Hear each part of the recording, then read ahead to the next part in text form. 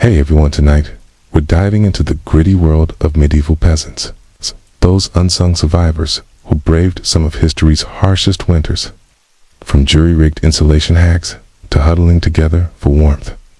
Their story is one of relentless perseverance and clever problem solving.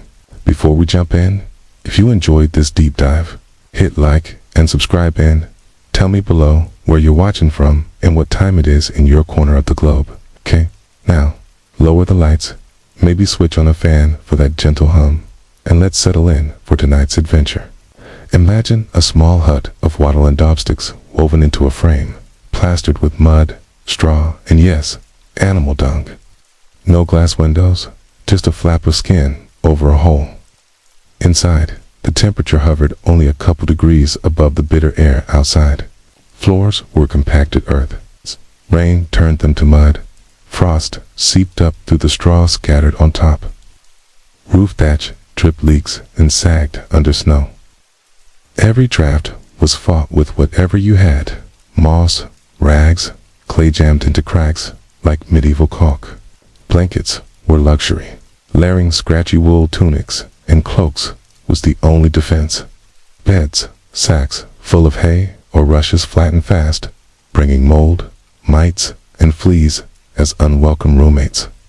The hearth was the home's beating heart. A smoky pit in the center, kept alive all night. Reigniting embers meant flint, steel, kindling, and fervent prayers. So families thanked the fire by burying hot coals under ash to coax them through the night, when fire alone wasn't enough. Households crammed together, humans, goats, cows all piled in the warmest corner. Kids wedged between parents, grandparents, on outer layers like insulating shields. And livestock parked indoors for extra body heat and to guard against theft. Privacy didn't exist. Survival trumped comfort as everyone formed a snoring, steaming human lasagna. Even breathing was tactical. Deep mouth breaths brought raw ice into your lungs. Soreness, shallow inhales were taught early. Dirt and grime, deliberate weatherproofing layers. Unwashed wool clung to body heat like a primitive Gore-Tex. A greasy cloak was a badge of honor. Filth kept peasants from freezing. Peasant ingenuity knew no bounds. The haybox, a straw-lined wooden chest, kept pots of stew or porridge piping hot for hours without more fuel. And a heated, stone-roasted. In the hearth, wrapped in rags, tucked under bedding, served as a medieval hot water bottle. Both tricks brought precious warmth on the coldest nights. A belly full of heavy stews, root vegetables, and fatty pork created internal heat. Eat a brick of turnips was survival advice. Rich, slow-digesting meals meant more warmth until dawn, even if they fueled vivid, unsettling dreams. Every peasant house revolved around that smoky fire. Cooking, lighting, storytelling, and gossip all happened there. Keeping it burning was a 24-hour job. Half the family slept first. The other half tended embers in rotating shifts, lest the cold slip back in. Prayer was as crucial as blankets. Saints were invoked for protection against coughs, drafts, and ruin. Villages formed unofficial winter watch patrols, checking who had gone silent, sharing embers or opening doors to neighbors whose hearth had died out. In medieval winters, communal solidarity was as vital as any cloak. Still, some winters were merciless. Entire families sometimes froze in their huts. During famines like 1315, people reportedly ate bark, leather, even one another. The risks were real. Frostbite, hypothermia, and smoke-related illnesses claimed lives routinely. Born circa 1501 to Thomas Bullen and Elizabeth Howard, Anne was sent to the glittering courts of the Netherlands and France, where she mastered diplomacy, French, and courtly grace. Back in England, her sharp wit and poise intrigued Henry VIII, much that he toured his kingdom from Rome to marry her in 1533. Crowned queen, she reshaped the court and bore Elizabeth I. But when she failed to produce a son, Henry's favor turned Dan after trumped-up charges. Anne was executed in May 1536. Her head and her story recast in English history by 1773. Colonists had endured the Stamp and Townshend Acts without representation. The Tea Act's cheaper tea was a trap. It maintained the tax, reminding Americans of Parliament's power. On December 16, 1773, Sons of Liberty, disguised as Mohawks, boarded 3 ships in Boston Harbor and dumped 342 chests of tea into the sea, destroying property, but taking nothing else. Britain's harsh, intolerable acts followed, closing Boston's port and uniting the colonies in solidarity, leading inevitably to the Revolution, long before the Incas. In Peru's arid Sup Valley, a thriving city rose around 2600 BCE. Cairo sprawled across 150 acres with colossal pyramids, sunken plazas, and stone homes, but no metal tools or the wheel. Its people engineered irrigation, wove cotton nets for trade, tracked stars with pyramid alignments, and made flutes from condor bones. Cairo flourished peacefully for centuries, then quietly declined, perhaps due to drought or shifting trade, only rediscovered in the 1990s by Ruth Shady. Today, it stands UNESCO protected, testament to early human ingenuity and harmony with nature.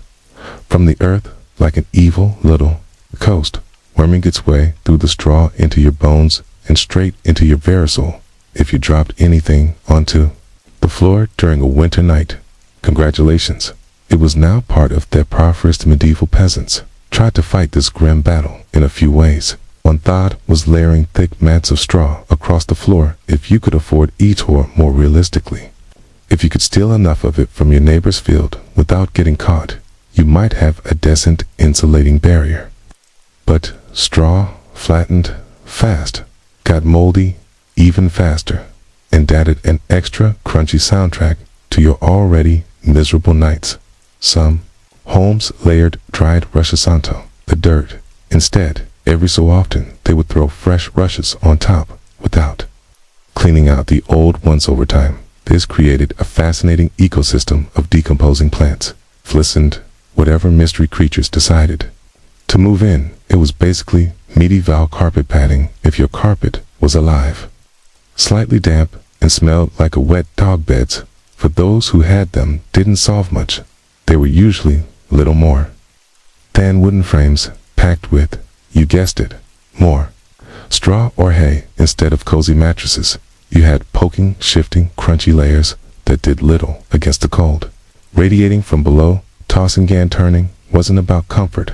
It was a desperate, awkward dance to keep blood flowing and avoid freezing. One side of your body, the truth is, medieval peasants didn't conquer the icy ground so much as learn to live uncomfortably above it. A good night's sleep wasn't about dreams or softness. It was about waking up with all your toes still attached, and if you could pull that off, hey, you were doing better than most. If medieval homes had a single hero during winter, it wasn't the roof, or the walls, or even the brave layers of dirt and dung insulation. It was the hearth, a crackling, stubborn fire pit that served as the only real defense against the cold, the darkness, and the general gloom of medieval life. At the center of nearly every peasant home was a simple, fire and fireplace with a fancy stone mantel, no neat chimney sweeping the smoke skyward. Instead, you had a basic pit orpal of stones, some half-burned logs, and enough smoke pouring into the room to make you wonder if you were slowly bimming a ham. That's right, most homes didn't even have a chimney smoke, just kind of did its best. Drifted out through small holes in the roof cracks in the walls, or right into your lungs if it was feeling lazy that evening. It wasn't ideal for breathing or your overall lifespan, but on the bright side, it did a great job of fumigating fleas and other unwanted guests who needs pest control when you're marinating in smoke. 247. The hearth wasn't just about warmth either. It was the kitchen, the light source, and sometimes even the medieval version of a television. People sat around the fire telling stories, gossiping, or just staring into the flames, because frankly, There wasn't much else to do after sunset. Keeping the fire alive wasn't just a nice idea. It was mandatory. Letting the fire die out at night was like putting up a sign for the cold to come in and finish you off. Plus, reigniting a fire in winter wasn't as easy as striking a match. You had to work with flint, steel, kindling, and more prayers than you'd ever offered before. Everyone in the family had a duty, stoking the flames, watching the ember sighting peat sticks, or, if you were lucky, a precious piece of dry wood. It was a constant battle between human persistence and the smothering cold that wanted nothing more than deathless snuff. Yeah, the hearth didn't guarantee survival, but without it, survival was downright impossible. It was a smoky, sputtering, often disappointing little fire, but in a medieval winter, it was the beating heart of hope. If there was one thing medieval peasants feared more than running out of ale, it was letting the fire go out overnight without that warm, flickering life well. The cold would creep in faster than a tax collector after harvest, and in the dead of winter, restarting a fire from scratch wasn't just inconvenient, it could be deadly. Matches dad exist, yet lighters dream on rekindling a fire, meant striking flint and steel together, praying for a single precious spark, and then coddling that spark with tender love and whatever dry kindling you hadn't already burned days ago. Imaginating to do all this in the freezing dark, half asleep with frozen fingers, now a hungry wolf howling in the distance for extra motivation. So peasants got smart. They banked the fire. No, not in a cozy savings account. Banking meant carefully burying the embers under a mound of ash right before bed. The ash acted like a blanket, insulating the glowing coals and keeping them alive just barely until morning. If you did it right, you could stroll over at sunrise, poke the pile a little, add fresh wood, and voila, fire without the frostbite. But if you did it wrong, well, let's just say mornings got a whole lot colder and a whole lot grumpier. Firebanking was an art passed down from parent to child like a prized family recipe. Everyone had their own little secrets. Some said use tree ash only. Others insisted a bit of dampness was key. Some packed the embers tight. Others let them breathe. You could practically start a medieval argument just by suggesting a better firebanking method. It was the ancient version of arguing over barbecue techniques. Just with slightly higher survival stakes. Medium spanking. The fire wasn't enough. A howling wind might sneak through a crack and snuff it out anyway, or a clumsy sheep might stumble into the hearth. Yes, it's happened. That's why some families took turns getting up in the night to check the coals. Basically, the medieval equivalent of sleepwalking to the thermostat. In the end, firebanking was less about mastering nature and more about buying just a few more precious hours of warmth. And if you woke up Toven, a single surviving ember, that was your victory right there. Enough to face another day of battling the cold in medieval times. The phrase, the more the merrier, wasn't just about parties. It was a winter survival tactic.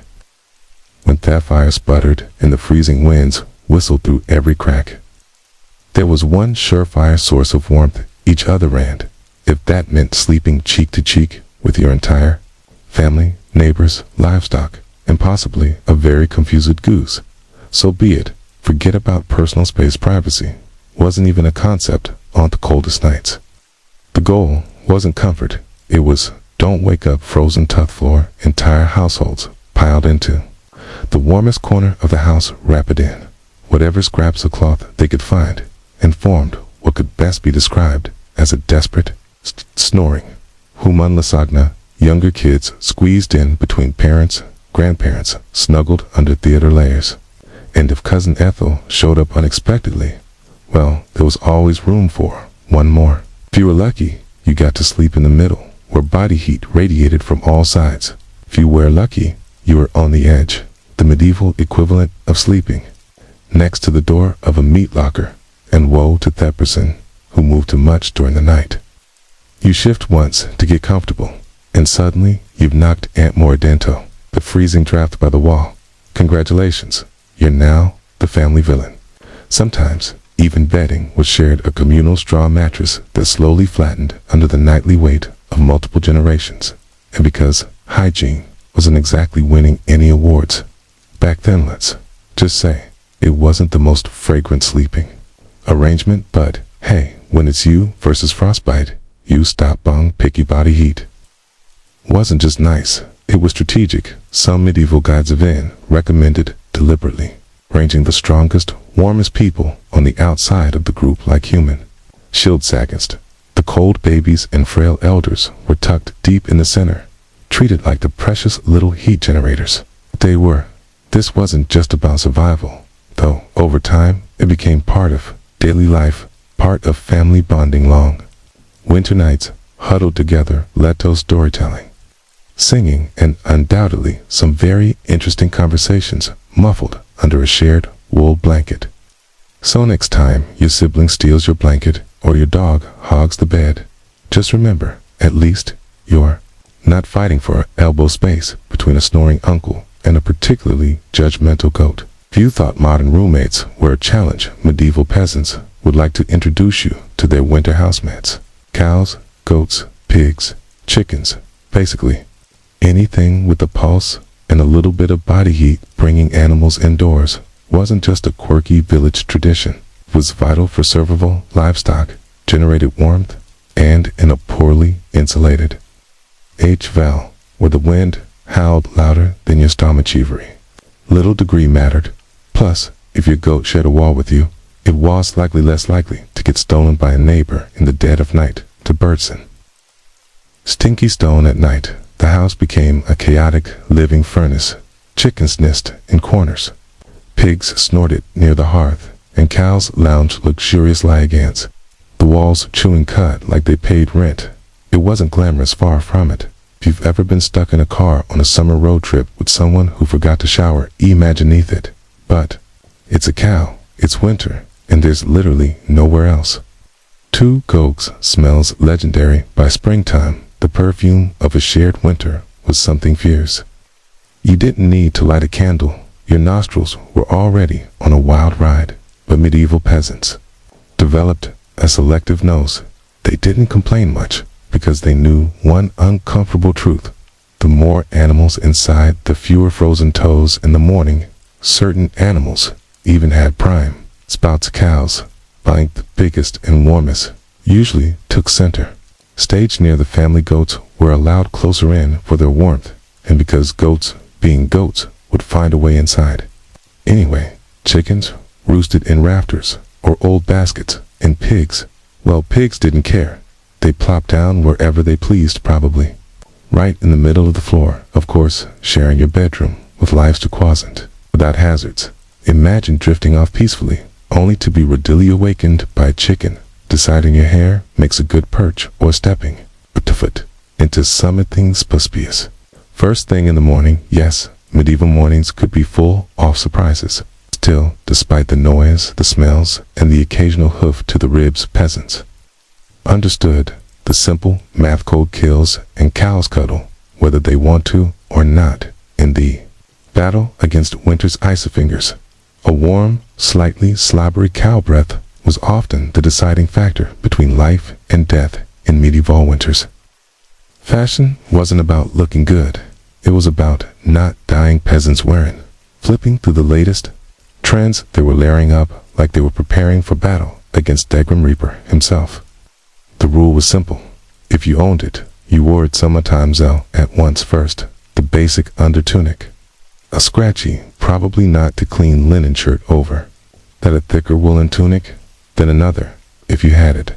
Add some leggings that sagged at the knees, a rough cloak draped over your shoulders, and if you were really lucky, a patched up sheepskin thrown on top like a prized trophy. Congratulations, you are now approximately 10% warmer and 90% itchier boots. For a luxury, many peasants wrapped their feet in layers of cloth or old rags and stuffed them to wooden clogs. If the cold still bit through, well, you just added another rag and hoped you didn't lose a toe. And forget about washing all these layers. Washing your clothes in the middle of winter meant dragging them to a frozen stream, smashing through the ice, and then waiting. It's 2 days for your only shirt to dry if it didn't just freeze into a tragic shirt cycle. Most peasants wisely decided that smelling like a mix of smoke, sweat, and sheep was a small price to pay for not freezing solid. Interestingly, the dirt and grease buildup had a bonus feature: insulation. That grimy layer locked in body heat. It was like a medieval Gore-Tex jacket, just smellier and far less socially acceptable. Today, hats, scarves, and gloves were prized treasures. A simple woolen cap could mean the difference between making it through the night or waking up with hair frozen to the wall. Gloves were often homemade from whatever scraps of leather or fabric. People could scourge, sometimes looking more like sad puppet costumes than anything fashionable. Children were specially swaddled until they resembled overstuffed turnips. Waddling awkwardly around the house, the goal was to trap Asmok's precious body. Heat as possible style elegance.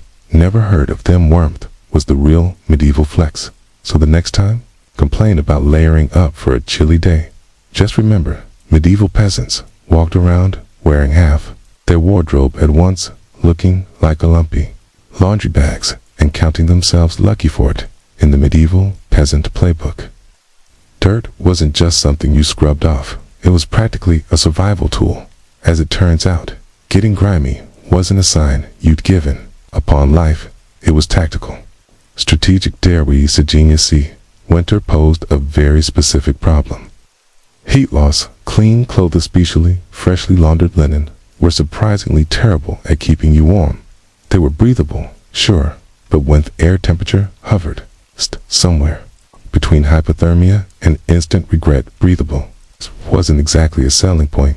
That's where dirt came in as peasants trudged through day after day without washing their clothing. Layers of grime, natural body oils, and good old-fashioned mud began to build upon their tunics, cloaks, and leggings. Over time, this natural armor clogged the tiny gaps in the fabric, making clothes more wind-resistant. It was like medieval weatherfin, just smellier. Sure, you smelled like a goat wool, lost a bet. But guess what? You were warm. In fact, some medieval folks believed that washing yourself too often in winter could actually make you sick. Better to keep that protective holy filth barrier intact. Bathing was rare. Laundry even rarer, and soap, when it existed, was reserved for serious occasions, like when the bishop showed up, or maybe right before you died. Adding to the strategy, peasants layered their clothes without changing the ones underneath you, just threw your new layer on top of last month's. Eventually, you became a walking museum of the past 6 weeks, every stain telling the heroic story of that one time I slipped in the mud but didn't detail outside observers. Medieval peasants might have looked and smelled like they had completely given up on hygiene, but the peasants knew better. That grimy, crusty tunic was a thermal shield against death by frostbite.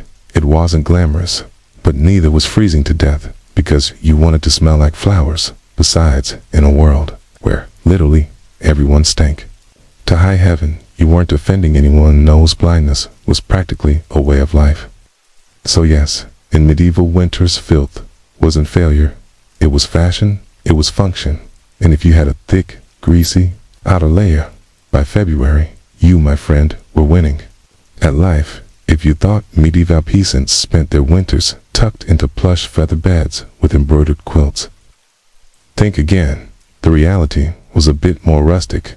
And by rustic, I mean let's sleep on a pile of dead plants and hope for the best beds. In the medieval peasant world, were usually a rough wooden frame, if you could afford one, covered with a big sack stuffed full of straw, hay, or old rushes. That's it. No Murray foam, no orthopedic support, no 5-star hotel experience, just a crunchy, lumpy, slightly pokey mess that smelled faintly off barnyard, and regret every toss and turn in the night brought a delightful soundtrack. Off crinkling straw and the occasional sharp jab from a rogue stalk. Some peasants even skipped a wooden frame altogether and just threw the straw straight onto the dirt floor, creating a luxurious groundal sleeping experience that modern influencers would probably rebrand as earth-connected slumber. The straw mattresses weren't just uncomfortable, they were temporary. Over time, the straw flattened, grew moldy, attracted bugs, and generally turned into a biological hazard. Zone changing the straw was a big event, usually done a few times, if you were diligent, or whenever your bed started actively moving without your permission. Rushes were a popular alternative. These long grasses were spread thick on the floor, sometimes with herbs like lavender or rosemary to mask the overwhelming odor. Livestock aroma of daily life. Fresh rushes smelled lovely for about a day. After that, they became part of the muddy, trampled landscape inside the house, blending seamlessly with dirt, food scraps, and whatever else wandered in. And let's not forget the bedfellows. Fleeceless and other charming critters loved straw bedding almost as much as the peasants did. If you woke up scratching more than you slept, congratulations, you were living the authentic medieval experience. Despite the hardships, these humble beds were lifesavers. Piles of straw provided a crucial insulating layer against the frozen earth, and clumping together atop them created pockets of shared body heat. Medieval central heating at its finest. So next time you sink into your soft, supportive mattress, just remember, somewhere out there, a medieval peasantess looking down at you from history, grinning through a mouthful of missing teeth, and saying, "Must be nice." When you live in a house made of sticks, mud, and optimism, you quickly learn that winter breezes aren't just a nuisance. Personal attacks. Medieval peasants didn't just fight the cold from the outside, they fought it from inside their own homes, armed with nothing but whatever they could cram into the cracks. And trust me, there were a lot of cracks. Warped, mud, crumbled, thatch sagged. The cold seemed to find new places to sneak in every night, like a mischievous poltergeist with a grudge. Sealing up the house became an art form. Peasants stuffed gaps with monstrous scraps of old cloth, bundles of dry grass, and sometimes even animal hair. If it was soft, squishy, or vaguely insulating, it was jammed into a hole somewhere. Some particularly determined souls daubed extra layers of mud and dung over the outside of their walls as an annual winter project. Imagine standing there in freezing weather, slapping cold manure onto your own house while muttering, "This is fine. This ice loot sorry." Because, in a way, it was roof leaks were another battlefield. Thatch, while cheap and plentiful, wasn't exactly waterproof, especially after a few seasons of rain and snow. Peasants would plug holes in the roof with spare bits of cloth, bundles of reeds, or implements of true desperation, chunks of turf stolen from the nearest field. Every home eventually started to look like a slightly sad patchwork quilt made by someone who gave up halfway through doors. Windows, if you had them, you were lucky, but even then, they were little more than wood planks hung by iron nails. In sheer stubbornness, window holes were often covered with animal hides or thick cloth soaked in animal fat to block out the worst drafts and add a bonus aroma of mystery meat to the living space. Every night was a battle between human ingenuity and the relentless sneaky cold. One minute you were warm, the next minute a sudden gust would find the spot you missed, slapping you awake like a frosty hand of doom. Yet some whole throw cleverness, stubbornness, and a refusal to accept slightly frozen as a permanent state of being. Medieval peasants patched, stuffed, and muddled their way through the worst winter's nature could throw at them, one muddy handful at a time, when the cold bite should enough to keep you awake at night. Medieval peasants had a solution. Don't even try to pretend to vary on sleeping at once. Instead, they developed a survival strategy that would make any military commander proud. Sleeping in ships.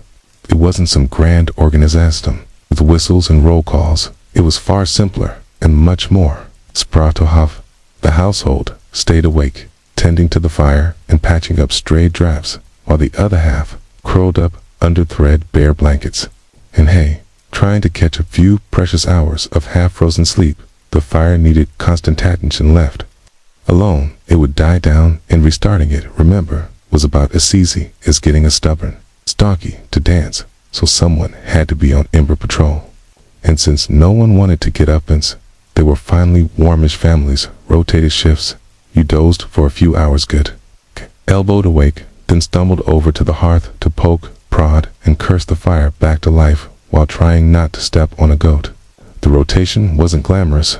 There were no night vision goggles, no late night snacks, and certainly no 5 more minutes. Snooze buttons, just stiff joints, heavy eyelid sand, a growing resentment toward whoever snored loudest during your shift. Children, old enough to hold a stick, were pressed into service learning early that in winter, everyone pulled their waiter. Froze trying grandparents sometimes stayed by the fire longer, both because of their experience and frankly because arthritis made lying down and getting up again a monumental event.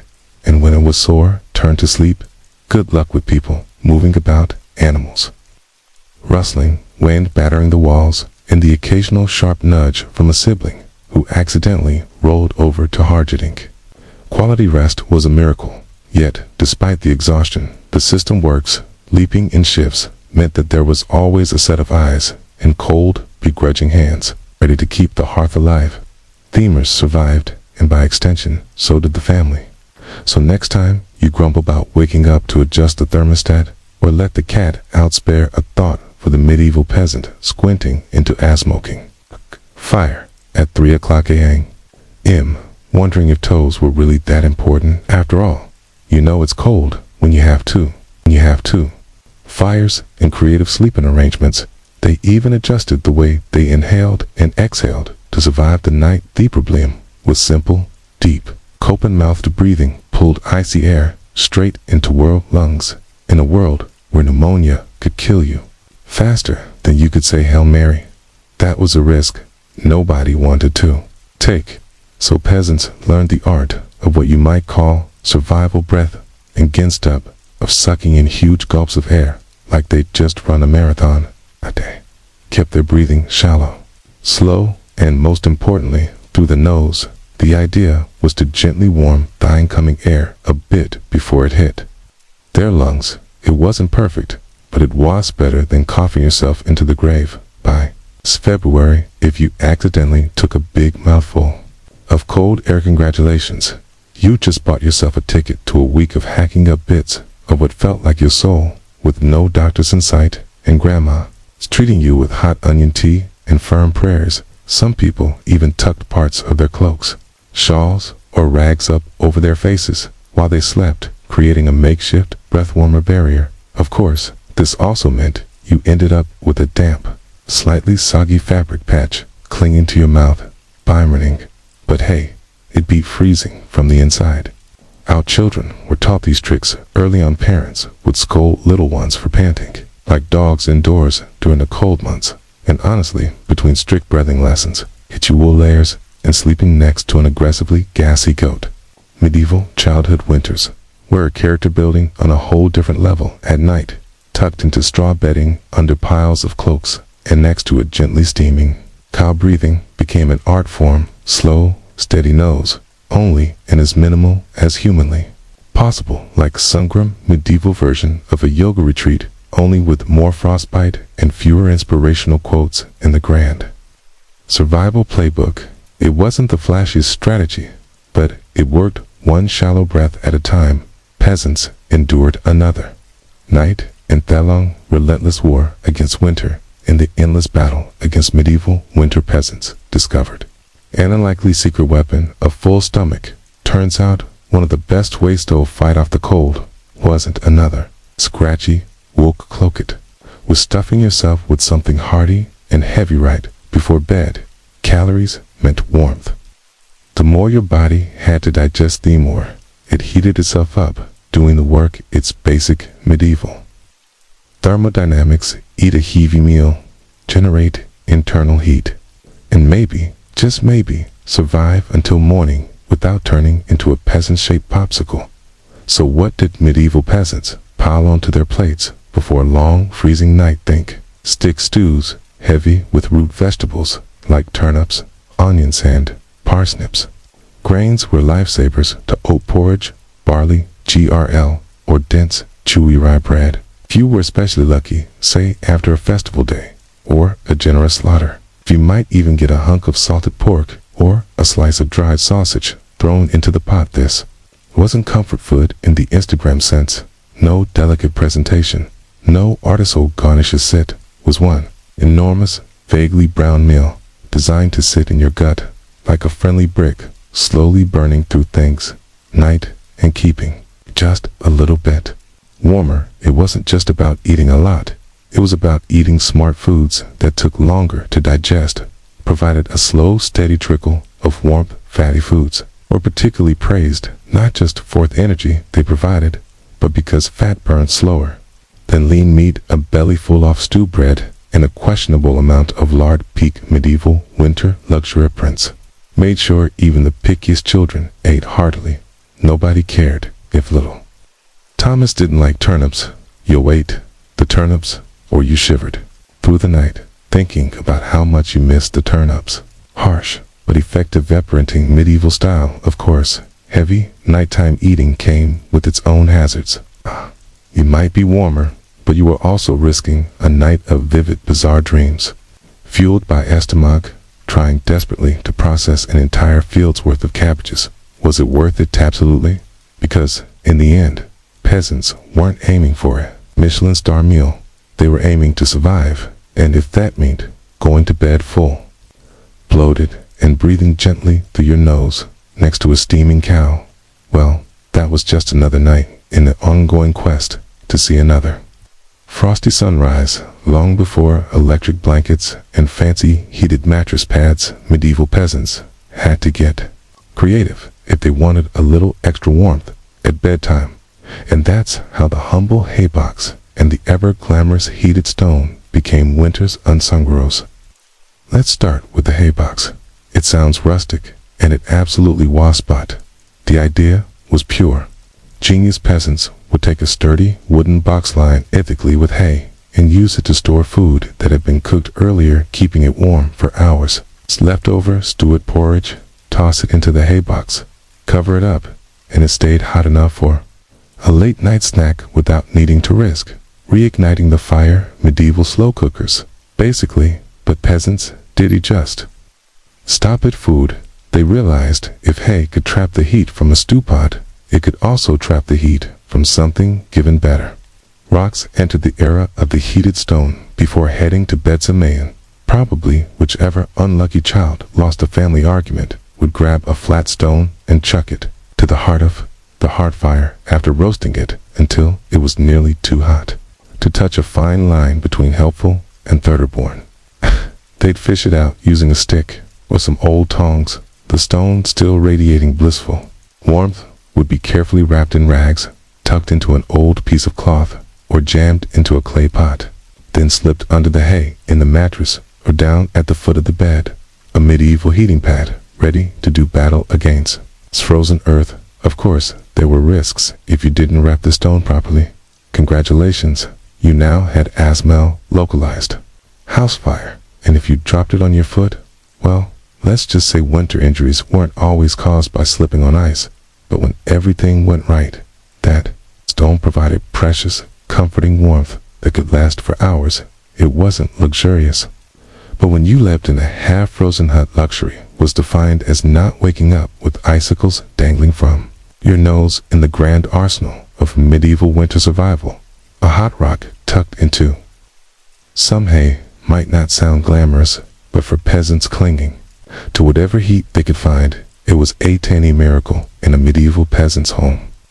The hearth wasn't just where you cooked dinner, it was practically a family member, a temperamental, smoky, sometimes caperative family member, sure, but still, absolutely essential to survival, especially when it came time to sleep. Closer you were to the fire, the better your odds of waking up unfrozen. That meant sleeping arrangements, less about personal preference and more about strategic positioning. Infants, the elderly, and anyone sick or frail got first dibs on prime real estate.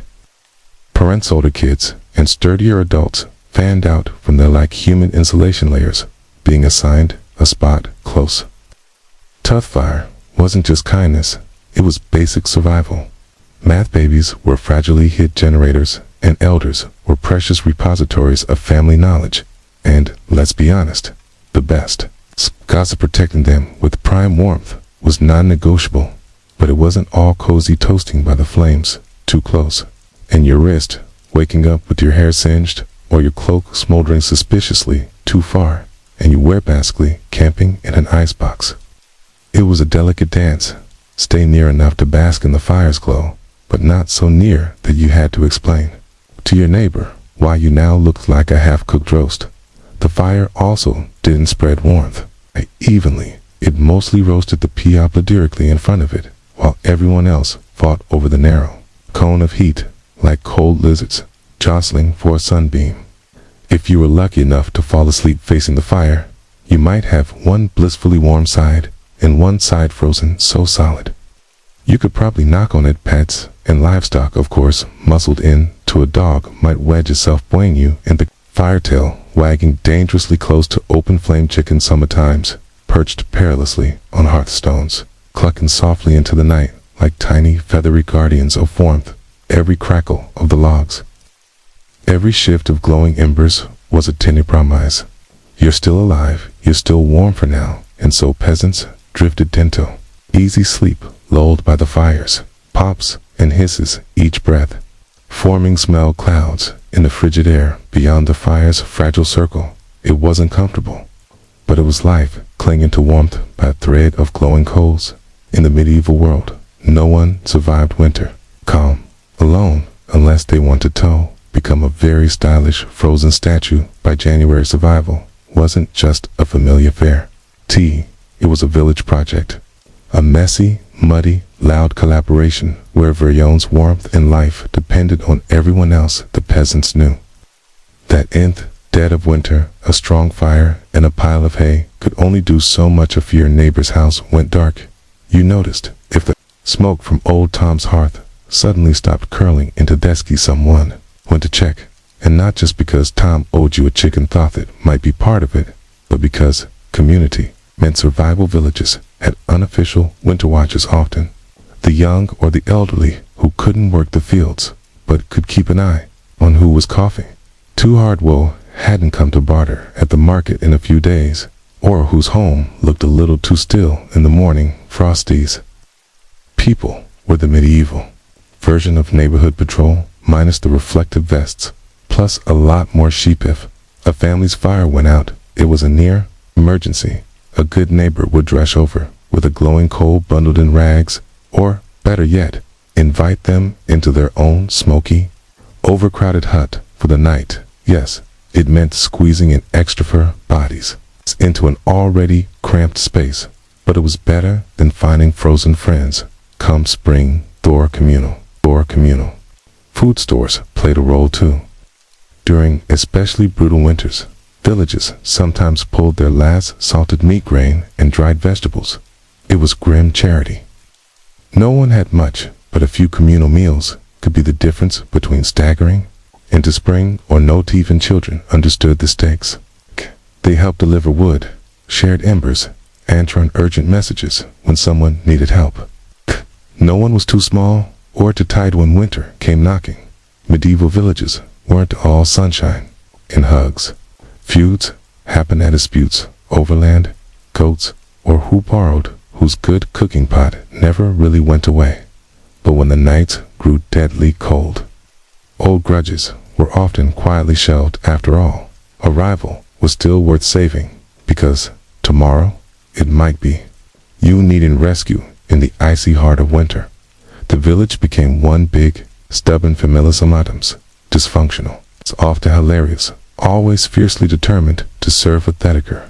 One muddy boot, one crackling ember, and one frozen smile at a time. When medieval peasants faced the merciless cold of winter, they didn't just pile on cloaks or stoke the fire. They prayed a lot, because when the wind howled like wolves outside your paper-thin walls, and the fire shrank into sullen embers, you wanted every possible advantage, including a little divine intervention. Faith wasn't just a Sunday affair back then. It was woven into every frozen breath. Before crawling under layers of straw and scratchy wool, families would kneeling together, offering up hurried prayers to keep the fire burning, the roof intact, and their toes attached by burning saints became more than distant holy figures. They were winter's frontline defense. Same, for instance, was scaled upon to protect against throat ailments, not a minor concern when one mouthful of icy air could land yuckafing up your soul. St. Nicholas wasn't just the jolly gift giver of later legend, was also asked to protect households from sudden ruin during the lean, deadly months. Superstitions wrapped themselves menacingly around daily survival. Some families sprinkled a little holy water near the hearth before sleeping, hoping it would protect against evil spirits, or at the very least mischievous drafts. Others marked doorways with blessed chalk after certain feast days, pleading for warmth and luck to find their way inside. Candles played a role to special vigil candles, often blessed by the local priest or the most pious old woman in the village, were sometimes kept burning throughout the night, flickering plea against the cold darkness clawing at the walls. And of course, no serious winter prayer session was complete without a few promises. Dear Lord, if you just get us through this night, I swear I'll be kinder to my neighbor. Even the one who keeps stealing our turnips' faith wasn't some abstract comfort. It was a daily, urgent conversation. The peasants weren't asking for luxury, just survival, a little heat, a little food, and one more day to muddle through until spring broke the frozen grip on their tiny villages. It was simple, raw hope whispered into the smoky rafters, tangled in breathless prayers and tucked under itchy blankets that somehow carried them through the endless, merciless nights of winter. For all the ingenuity, prayers, and stubbornness medieval peasants threw at winter, the truth was chilling. Sometimes it wasn't enough, and when winter won, it did just take a few unlucky souls. It took entire families, whole villages, vanishing them into silence beneath a heavy shroud of snow and ice. Some winters were particularly cruel, like the infamous Great Famine Winter of 1315, when rains destroyed crops, livestock starved, and freezing temperatures turned an already brutal existence into a slow, grinding disturbable, were so desperate that stories whispered of eating shoe leather, bark, and in the most horrifying cases, each of the failures to keep the fire alive wasn't just an inconvenience. They worked in a death sentence without the hearth's meager warmth. Families had led together for the final time. Neighbors would sometimes stumble across whole households in spring, bodies still locked in one another's frozen embrace as if trying to share just a little more heat until the varying houses themselves could collapse under the weight of heavy snow or battering ice storms. A roof giving way in the middle of a frozen night wasn't just catastrophic. It was often fatal, dragging yourself through thigh-deep snow to beg shelter from neighbors. Wasn't a guarantee, I theorized biasly, if those neighbors were already stretched to the breaking point. Disease loved the cold too.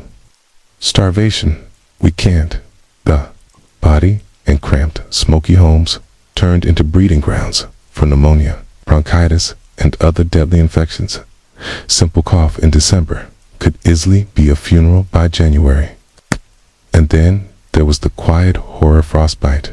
Fingers, toes, even ears blackened, and while still attached to their owners, some villagers survived winters at the cost of their limbs. A grim badge of honor that said, I made it through, but winter took a piece of me. Yet, what's most haunting isn't just the death. It's the eerie normalcy of it. People accepted that each winter, some among them wouldn't see the thaw. Death wasn't unexpected, was just another neighbor at the door, wrapped in frost, waiting its turn even amid the bitter cold and constant threat. Medieval peasants pressed on, stubbornly grieving, clinging to life, because as long as there was one ember left in the hearth, one breath hanging in the frozen air, there was still a fight worth fighting. When we look back at medieval peasants, thoughts of muddy, frostbitten survivors of endless winters, it's tempting to see only their hardships, the cracked hands, the frozen toes, the smoke-choked huts. Buried beneath all that struggle is something far more powerful, a legacy of raw, stubborn ingenuity, and unbreakably endurance. They didn't have central heating, thermal jackets, or cozy memory foam mattresses. They didn't even have the luxury of assuming they'd survive until spring. But what they did have, and what they left behind, was the blueprint for resilience. Every hasted mattress, every hand-banked fire, every moss-crammed wall gap was a testament to human creativity under pressure. Faced with impossible odds, they didn't collapse in despair. They adapted. They learned from the land, from each other, and from the Betor lessons carved by each brutal winter. Their communities were built on more than shared land. They were built on shared survival. They taught each a third watch over the sick, to pull resources when food ran low, to trust that helping a freezing neighbor today meant someone might help you tomorrow. They lived by the understanding that no one beats winter alone. Their faith, too, was akin to endurance. They wove prayers into their daily lives, not just out of fear, but out of hope. Fragile, stubborn hope that tomorrow might be a little warmer. A little brighter hope that after 100 dark nights spring would come again, and life would find a way to push through the frozen ground. And somehow it did, because of their sacrifices, because of their unglamorous victories, surviving one more night, one more storms. Future generations thrived bit by frozen bit. They pushed humanity forward. During winters, their ancestors could barely survive until warmth and comfort became common expectations instead of distant dreams. Their blood, sweat, and ingenuity are stitched invisibly into the lives we live now. Every cozy blanket, every warm house, every lazy winter evening spent sipping tea under soft lights. All of it is the end result of countless medieval peasants refusing to give in to the cold. So the next time the wind howls outside your double-paned window, maybe spare a thought for them, the nameless, fearless ones who turned shivering survival into a living legacy. One ember-own breath, one stubborn heartbeat at a time. Anne Boleyn didn't come into the world with a crown on her head or armies at her feet. Born around 1501, likely at Blickling Hall or Hare Castle, she was the daughter of Thomas Berlin, an ambitious diplomat, and Elizabeth Howard, noblewoman with powerful family ties in the grand scheme of Tudor society. Annie's birth barely stirred a ripple, yet from these modest beginnings, something extraordinary was taking root. A life that would one day tilt the course of English history from an early age. Anua set apart, not by her wealth, but by her mind.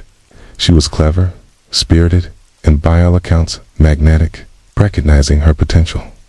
Her family sent her abroad to the continent, where her education truly began when first she served Contra of Austria in the glittering court of the Netherlands, an experience few English girls could dream of there, and absorbed the art of diplomacy, refined manners, and the subtle dance of European politics. But it was in France that Tan's brilliance was truly polished. She spent years in the sophisticated courts of Queen Claude and Queen Marguerite of Navarre, learning the language of influences, flirtation, and wit, while other young women perfected their embroidery and mastered conversation, intrigue, and the art of commanding attention without ever seeming to seek it. By the time she returned to England in the early 1520s, Anne was something rare, a woman who could rival the sophistication of continental courtiers while carrying the ambition of a rising English house. She wasn't a classic beauty, even her admirers admitted much, but she was arresting dark eyes that sparked with intelligence, a quick mystical voice, a way of moving that suggested purpose, just barely concealed beneath layers of courtly grace, and it didn't just enter rooms. She changed their gravity at a time when a woman's fate was often sealed by birth and marriage. Can refused to drift quietly into obscurity. She had seen the power that charm and intellect could wield in foreign courts, and she intended to use that knowledge at when Anne Boleyn was still a young woman then, clever, ambitious, and untested. Coulter's story was already beginning to stir around her. The girl who returned to England was no longer just Thomas Berlin's daughter. She was a player in a larger game, one that would soon engulf the crown itself. When Anne Boleyn returned to the English court, she was unlike anyone nobility had ever seen in a world full of pale-faced, modest English roses, and new as a thunderstorm. Electric, unpredictable, impossible to ignore. Her dark hair, bold eyes, and quick, sharp wit set her apart from the gentle, obedient ladies who filled the court of King Henry VIII. At first, she played the role expected of her, a maid of honor to Queen Catherine of Aragon. But even in the Queen's shadow, Anne's presence flickered like a candle too bright to snuff out.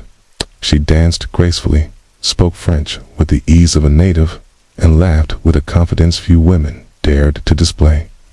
Men noticed, women gossiped. The court buzzed quietly a booth. Striking Berlin girl. It wasn't long before she caught the most dangerous attention of all, decking himself. Henry VIII was no stranger to flirtation. His court was a playground of whispered promises and secret liaisons. But Anne was different. She didn't swoon at his compliments or fall eagerly into his arms like so many others had. She teased. She challenged. She refused Henry.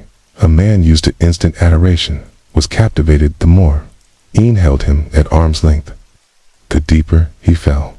Letters passed between them, filled with declarations of love, frustration, and longing. Henry offered her the role Afro mistress. It's the most powerful, unofficial position at court, and astonishingly, she said no. She would not be just another conquest, a forgotten mistress lost to time. If Henry wanted her, he would have to make her his wife. It was a gamble so audacious that it stunned the court. After all, the king was already married. His queen, Catherine, was beloved by the people and fiercely protected by her nephew, the Holy Roman Emperor. The church itself would have to be defied for Henry to claim Anne. But Anne didn't flinch. She had lived in the courts of Europe, where queens wielded soft power from behind lace fans and painted smiles. She knew ambition was a dangerous game, but it was a game she intended to win. Standing in the candlelit halls of the English court in Berlin made her choice not to be merely admired, but to change her destiny and England's forever.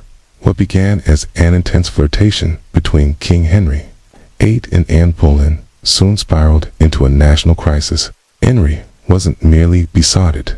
He was obsessed, and in his obsession, he was willing to tear apart everything England had known for centuries.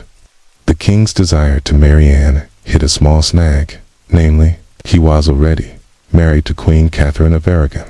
Catherine, dignified and resilient, refused to quietly step as Edesh had been Henry's faithful wife for 2 decades. And in the eyes of God and the English people, she was the rightful. The queen's divorce wasn't just scandalous, it was almost unthinkable.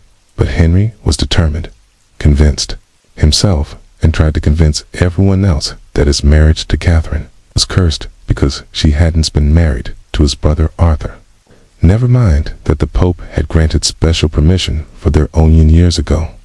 Henry now insisted that his soul was damned unless he annulled their marriage. Anne, for her part, knew better than to appear too eager.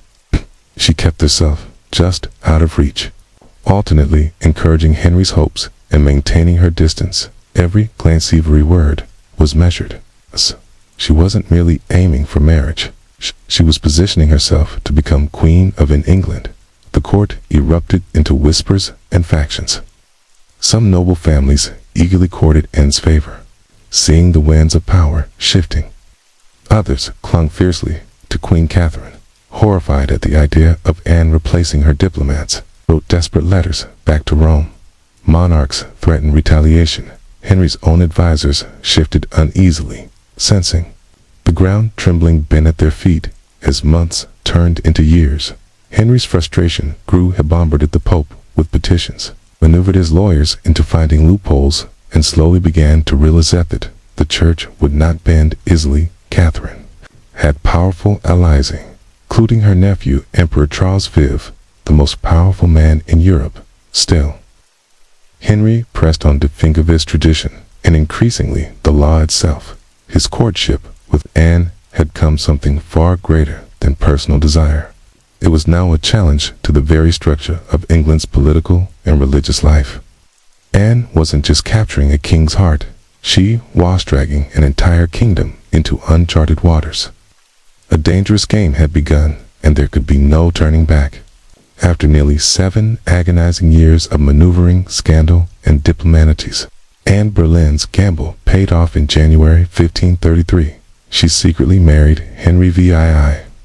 A bold move, given that he was still technically married to Catherine of Aragon. In the eyes of the Pope and much of Europe, by June, Anne was crowned Queen of England in a lavish ceremony at Westminster Abbey. It should have been the crowning moment of her life, but the atmosphere was far from universally joyful. The people of London watched with weary eyes. Some cheered, others muttered prayers for Queen Catherine. Many wondered if this new queen, with her French manners and daring spirit, was a blessing or a curse, and entered her queenship not as a beloved figure, but as a storm. Unlike Catherine, who embodied traditional English values of humility and piety, Anne was dazzling, provocative, and politically savvy. She wore bold colors, commanded the court with sharp intelligence, and made powerful enemies with breathtaking speed. Her position, while seemingly secure, was also terrifyingly precarious. Everything rested on one thing: providing Henry with the male heir. Anne knew this as keenly as anyone. She was not merely Henry's lover anymore. She was the hope of a dynasty. Early in her pregnancy, Anne and Henry were elated, certain the child would be a boy. But in September 1533, Kay gave birth to a daughter, Elizabeth. To Anne's credit, she masked her crushing disappointment with grace, insisting the next child would surely be a son. Henry, however, was less composite. His eyes, once full of adoration, now flickered with doubt. Still, for a time, Anne's star burned brightly. She reshaped the English court in her image, elating her family to unprecedented heights, and becoming the first queen in English history crowned with the sacred oil, usually reserved for kings. Her influence was vast. Foreign ambassadors sought her favorite courtiers, fold alliances to be in her good graces. The once obedient Henry began moving England officially away from Rome, creating the Church of England with himself at its head, all so that Anne's throne could not be questioned yet, even in her triumph. Dark clouds gathered, friends whispered behind their hands, rivals circled, waiting, and Henry, fickle and restless, was already beginning to look beyond the brilliant woman who had rewritten the kingdom for him. Anne had won the throne, but keeping it would demand more than charm, ambition, or even love. Anne Boleyn had climbed higher than almost any woman of her time, but the higher you rise, the harder the fall. Almost from the moment she placed the crown on her head, the cracks in her world began to show. At the heart of Anne's struggles was the pressure to produce a male heir. Her first child, Elizabeth, though bright and healthy, was not the son Henry V had hung his dynastic hopes upon, and the clock was ticking. And suffered multiple pregnancies in quick succession, but heartbreak followed. Miscarriages that left her physically weakened and emotionally battered. Each lost child chipped away a foundation she had built. Henry, once passionately devoted, began to pull away. His disappointment carving rifts between them.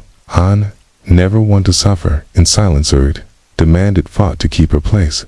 But Henry, a man who prized obedience as beauty, grew tired of her sharpness, her defiance, the very fire that had once drawn Jimin. Outside the royal chambers, enemies were gathering like wolves. Many nobles had tolerated Anne's rise with gritted teeth, now openly schemed for her downfall. Catherine of arrogant supporters never forgave an F for what they saw as theft and sacrilege. Even commoners whispered against her, calling her the Great, blaming her for the schism with Rome and the heavy-handed changes that followed. And then came Jane Seymour, quiet, demure, everything Anne was not. Jane captured Henry's wandering attention just as Anne's influence began to wane. Where Anne had dazzled him with brilliance, and challenge Jane offered soothing compliance. Was a dangerous shift, and Dan, perceptive as ever, saw it happening. She tried to reclaim her position, lavishing attention on Henry, promising more sons, begging for patience. But the king, ever fickle, had already begun imagining life without the woman for her, whom he had once torn a kingdom apart. Anne's political enemies, including Thomas Cromwell, once her allies, sensed the changing tide. They began laying the groundwork for a campaign of destruction, quietly gathering accusations, rumors, and witnesses. Woman who had played the dangerous game of ambition so masterfully was now losing ground. Anne had won her crown through cunning and courage, but in the brutal, shifting world of Henry's court, past victories meant little. Only fresh success mattered, and Anne's enemies were sharpening their knives. The queen, who had shattered a kingdom, would soon see how quickly a kingdom could shatter her. And Boleyn's enemies didn't attack her with armies or swords. They came with whispers, secrets, and carefully sharpened lies. In the back rooms of court, betrayal was brewing. Silent, patient, deadly. Thomas Cromwell, once Anne's greatest ally in the English Reformation, had turned against her. Their alliance had been built on mutual ambition, but now their interests clashed. Anne wanted reforms to help the poor and limit the power of greedy nobles. Cromwell wanted stability, favor with Henry, and no interference. Anne's boldness had made her dangerous, and in Henry's fickle heart, love had curdled into irritation, suspicion, and cold detachment. Anne had few true friends left. Even her charm, once her greatest weapon, now grated against the court's hunger for a gentler, more pliable queen. And Jane seemed more quiet and calculating, waited just out of sight, the perfect contrast to Anne's fading fire. It was Cromwell who moved first, knowing Henry was restless, knowing that the king wanted an exit but lacked a convenient text. Cromwell offered a solution. What if Anne could be removed, not by divorce, which would humiliate Henry, but by disgrace? The accusations were wild, monstrous, evident idolatry, incest, conspiracy against the king. Anne, the proud, brilliant queen, painted as a betrayer, a temptress, a threat to the very crown she once redefined. Cromwell carefully gathered evidence, coaxing confessions under torture, Akina, twisting courtly flirtations into damning testimony. Several men, including Anne's own brother George Boleyn, were arrested. The charges made little sense. They were riddled with contradictions, impossibilities. But in Henry's court, Ruth was whatever the king needed it to be. And sensing the tightening noose, fought desperately. She appealed to Henry's memory, to the love they had uncensured. But it was no use. The man who had once torn England apart for her North used to meet her eyes. In May 1536, Anne was arrested and taken to the Tower of London. As the great gate slammed shut behind her, she knew the truth. She was no longer a queen. She was a prisoner, a pawn trapped in the brutal game she had once played so masterfully. Betrayal had sealed her fate, and now, alone in the Tour, Anne Boleyn waited for the final move. Anne Boleyn stood in the great hall of the Tower of London, facing a tribunal of nobles, many of whom owed their very titles and fortunes to her rise. Now, they sat in judgment, cold and watchful, pride barred to erase the woman who had once changed the destiny of England. The charges against her were shocking, gallantry with multiple men, including her own brother George Boleyn. High treason, conspiracy against the king in another world. Such accusations against the queen would have been unthinkable. But here now, they were simply theater, a grim performance to give Henry VII exactly what he wanted. Anne's downfall, wrapped in Athen veil of legality. Anne defended herself with the same fire that had once won Henry's shirt. She denied every accusation with intelligence, precision, and an unwavering gambus that astonished even her enemies. She reminded them that she had been crowned with sacred oil, chosen by God and anointed as Queen of England. She reminded them of her loyalty, her sacrifices, her love, but it was all for nothing. The verdict had been decided long before Anne set foot in the courtroom. The trial was a spectacle for the court and for the people a public handmaking of a once breakable woman. Witness after witness, many coerced or bribed, spoke damning words. Dates and places contradicted each other. Evidence was flimsy when it existed at all. But the truth was irrelevant now. Anne was found guilty. Her brother, George, and the other men accused with her were sentenced to death. As Welland would be executed by beheading, a merciful sentence compared to the usual traitor's death of hanging, drawing, and quartering. When the verdict was read, Anne did not break. She stood tall, her face pale, but her spirit fiercely intact. In those final moments before being led back to her cell, she spoke clearly, declaring that she was prepared to die, and prayed that God would have mercy on her soul. As the heavy doors of the hall closed behind her, the court exhaled in relief. The storm, Anne, had been brilliant, injurious, unforgettable, was nearly over. But even then, they did not understand. They were not erasing Anne Boleyn. They were immortalizing her in betrayal, in tragedy, and in legend. After her trial, Anne Boleyn was returned to the Tower of London, not as the triumphant queen who had once commanded England, but as a condemned priest awaiting death. Yet, even facing the end, Anne refused to crumble in the cold, echoing halls of the tower. Anne prepared herself. She spent hours in prayer, kneeling on the hard stone floors, her hands clasped tightly. Her voice, She confessed to no crimes because she believed she had committed none. She was not afraid to die, she said, but she prayed that her death would bring peace to the kingdom and perhaps mercy to her little daughter Elizabeth. Her ladies in waiting, those few who had stayed loyal, wept and privately comforted them instead of the other way around. She joked bitterly at times that she would be remembered as a queen who had lost her head. In her dark humor was the stubborn spark that had made her unforgettable. Henry VIII, meanwhile, showed no sign of mercy. He had already turned his attention to Jane Seymour, even before Anne's execution date was finalized. Henry was arranging his next marriage for Anne. This final betrayal from the man who had once torn down a kingdom for her must have been the deepest cut. On May 18th, 1536, Anu was told she would die the next morning. She slept little that night. Instead, she spent her final hours in prayer, asking God for forgiveness for all who had wronged her, and perhaps for herself, for the ambition and pride that had led her here. Henry, with a flicker of royal kindness, had arranged for a French swordsman to carry out the execution. Faster, cleaner, less brutal than an axe was a small mercy, but perhaps more for the king's conscience than for Anna's comfort. At dawn, Aunt dressed carefully for a final moment, a dark gray gown off damask, trimmed with fur, a crimson skirt beneath, colors of dignity of sacrifice.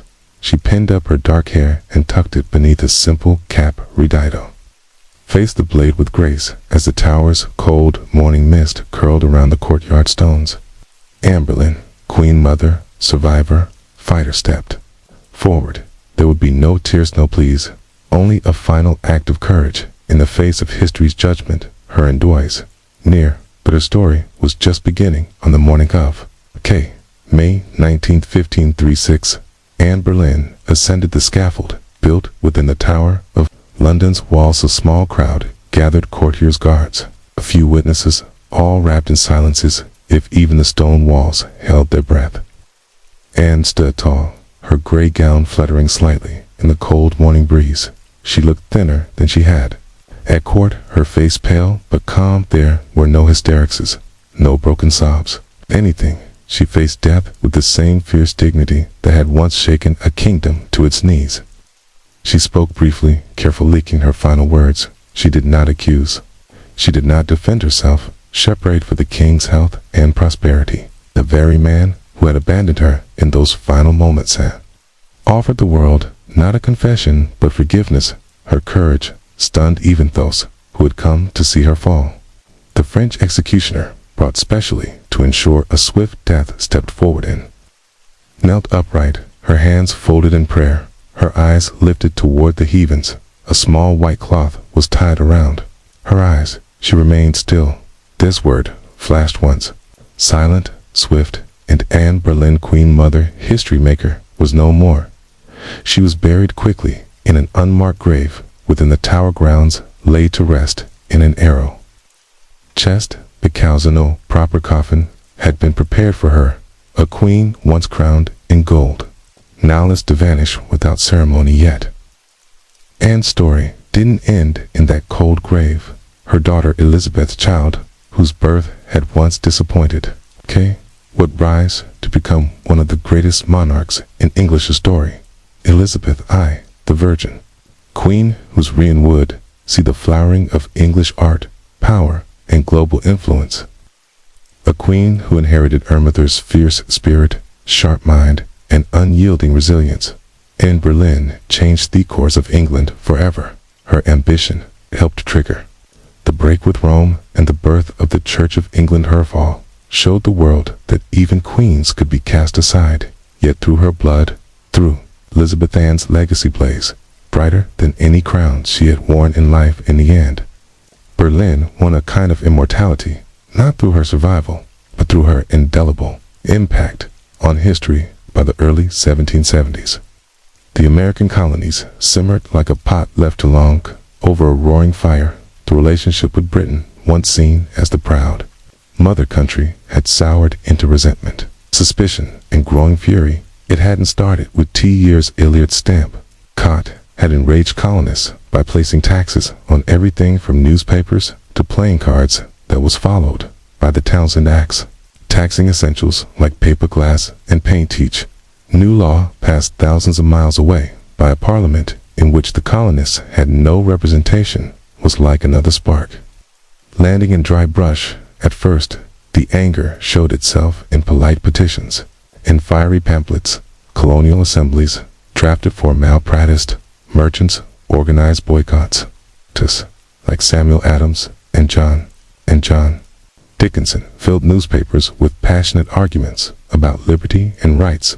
But as time wore on, frustration deepened into something darker, a slow realization that Britain wasn't listening. Worse, Britain didn't care. Many colonists clung to the hope that if they just made enough noise, if they just reasoned hard enough, Parliament would repeal the taxes. And sometimes they did. The Stamp Act was famously repealed after loud colonial protest, but every small victory was followed by new legislation, new taxes, new insults. It wasn't about the money. It never really was. The taxes themselves were modest by British standards. What infuriated the colonists was the principle they were being taxed without consent, treated as subjects rather than citizens, ruled like distant possessions rather than partners. Boston, more than any other city, became the beating heart of resistance, the Sons of Liberty. A secretive, fiery group of patriots grew louder and bolder in 1770. Tensions exploded into violence when British soldiers fired on unarmed civilians in what became known as the Boston Cur. Blood had already stained the cobblestones. Trust was a thing of the past by 1773.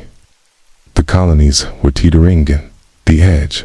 A final insult would tip them into open defiance, and it came not in the form of soldiers or new laws or armies, but in the quiet, seemingly harmless shape of crates stacked with tea.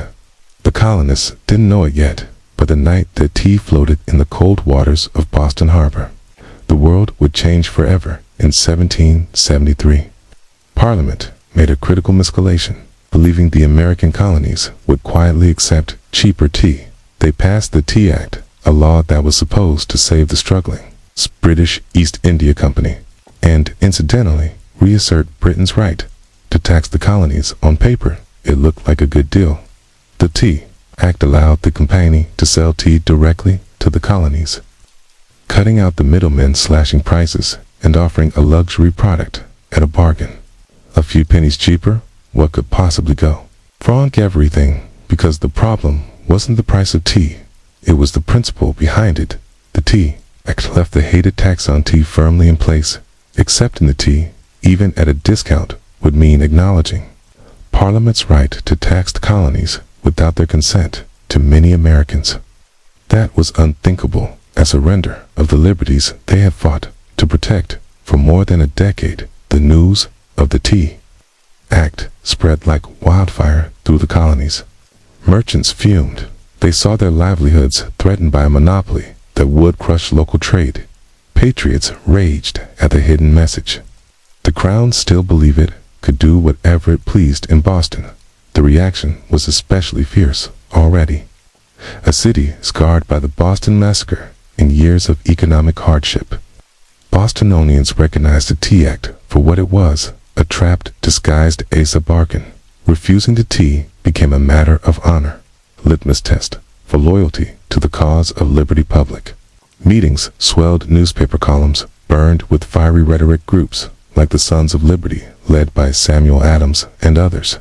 Organized boycotts vowing that no East India Company tea would be unloaded, sold, or drank on American soil. All across the colony, ships carrying the controversial tea were turned away by local resistance in ports from New York to Charleston. The message was clear: we will not be bought. But in Boston, fate twisted differently. 3 ships, the Dartmouth, the Elanina, and the Beaver, arrived, anchored in the harbor, and sat there, refusing to leave.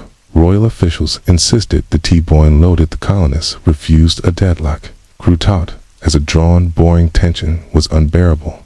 A single act would break it, and history would never be the same again. As the British tea ship sat stubbornly anchored in Boston harbor, the city itself transformed into a powder keg. Every day that passed without resolution tightened the tension.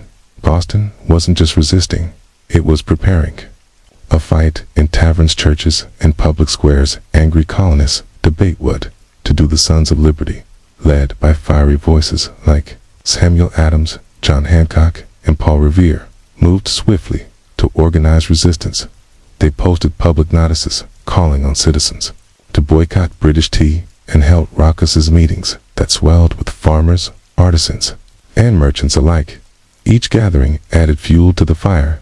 The Old South Meeting House became the nerve center of the resistance. Thousands crammed into the wooden hall, their breath fogging the air there, voices rising in defiance here. Solutions where passed, speeches were made, and tempers boiled. Each vote against the unloading of tea was another hammer blow against British authority.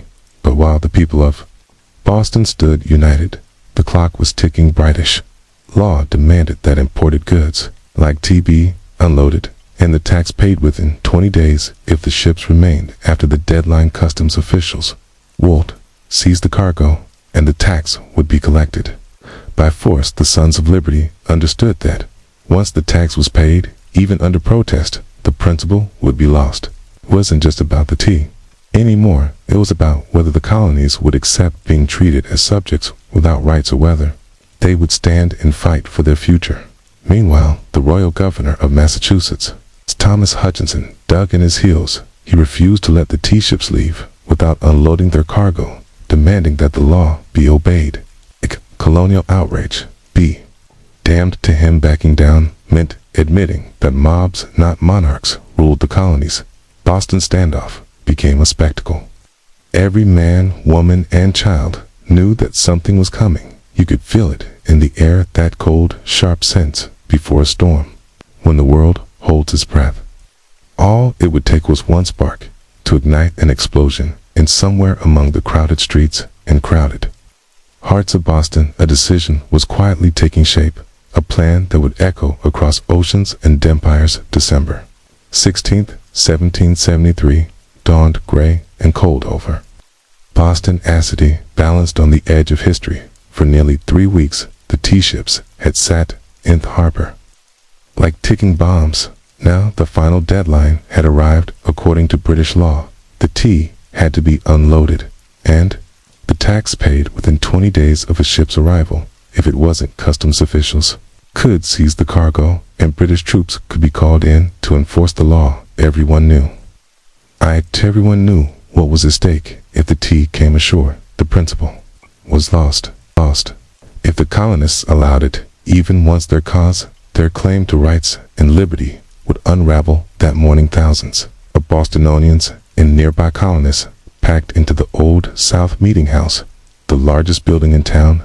Some had walked miles through the icy countryside to be there. The meeting was so packed that men spilled out into the streets, straining to hear the fiery speeches echoing through the halls.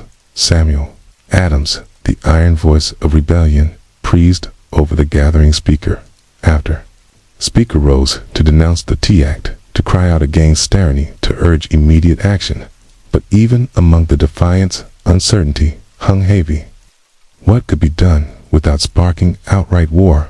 How could they stop the tea without opening the floodgates to brutal retaliation? As the afternoon wore on, riders galloped with grim news. Governor Thomas Hutchinson remained unmoved. The ships would not be allowed to leave without unloading. The tea would be seized. The tax collected, the king's law enforced. The crowd buzzed with fury. The walls of the meeting house seemed to shudder with the force of it. Yet Samuel Adams stood calmly and spoke the words that signaled the end of DBT. This meeting can do nothing more to save the country. A simple sentence. But everyone knew what it meant. There would be no more petitions, no more compromises. Action would be taken outside. A war whoop cut through the gathering gloom. The signal men disguised themselves quickly, smearing soot on their faces, donning blankets and feathers in crude imitation of Mohawk warriors. It wasn't about fooling anyone. It was about creating a symbol, a message. No one could mistake. The deadline had passed. Boston would answer, not with words, but with defiance, as twilight deepened over Boston on December 16, 1773. The quiet streets began to stir. Figures moved through the shadows. Ordinary men cloaked in rough blankets, their faces blackened with soot, some adorned with feathers. They weren't trying to fool anyone into believing they were real Mohawks. Their disguise was symbolic, an act of shedding their old identities, of taking a stand as something new, something fierce. By the dozens, they made their way to Griffin's Wharf, where the 3 tea ships, the Dartmouth, the Eleanor, and the Beaver lay anchored. The harbor water churned cold and dark beneath them, thick with the sharp bite of winter air. There was no shouting, not drunken chaos. This was not a riot. It was a mission, carried out with calm, ruthless precision. Armed with hatchets and clubs, the disguised colonists swarmed these ships, overwhelming the few crew members still aboard. No harm came to the sailors. They were pushed aside, watched in silence as the operation began. Men split upon the wooden chests with practiced blows, the fragrant smell of fresh tea spilling into the cold night air. Others sheaved the crates overboard, their heavy splashes echoing across the still waters of the harbor. Chest 342 in total was broken and dumped until the black water swirled with thousands of pounds of tea leaf. Spectators watched from the wharf, silent. AED British guards stationed nearby. Medino moved to intervene, whether from confusion, sympathy, or fear of escalating violence remains unclear. Some accounts suggest that even among British loyalists there was an understanding. Something had shifted and there would be no stopping it tonight.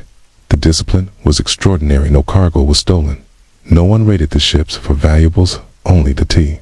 Dated symbol of British oppression was targeted in a town where hunger and hardship were daily realities.